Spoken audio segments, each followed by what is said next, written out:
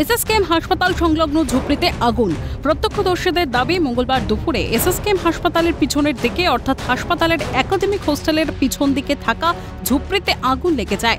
ধূপকাঠি চালাতে গিয়েই আগুন লেগে যায় বলে অনুমান স্থানীয়দের। আগুন লাগার 1 ঘণ্টা পর ঘটনাস্থলে পৌঁছয় দমকল বাহিনী। দমকলের একটি ইঞ্জিনের সহায়তায় আগুন নিয়ন্ত্রণে আসে। তবে কি থেকে আগুন জানানো হয়নি দমকলের তরফে। অন্যদিকে দমকল সময় মতো না আসায় ক্ষোভ প্রকাশ করেন স্থানীয়রা। এসএসকেএম হাসপাতালে আগুন আতঙ্ক। দমকলের একটি ইঞ্জিনের চেষ্টায় আপাততভাবে আগুন নিয়ন্ত্রণে আনা সম্ভব হয়েছে।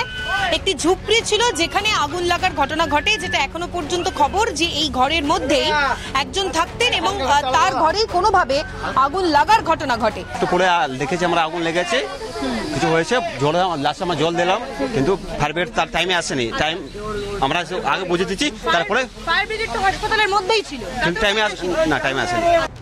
এসএসকেএম হাসপাতালের পিছন দিকে দীর্ঘদিন ধরেই গড়ে উঠেছে একাধিক ঝুপড়ি। সরকারি হাসপাতালের ভিতরে কিভাবে গজিয়ে উঠছে অবৈধ ঝুপড়িগুলি? ঝুপড়ি গড়ার অনুমতি বা কিভাবে মিলল প্রশাসনের তরফে? প্রশ্ন ওয়াকিবহল মহলের। ক্যামেরায় জনি মণ্ডলের সঙ্গে অভিরূপা সাহার রিপোর্ট, ক্যালকাটা নিউজ।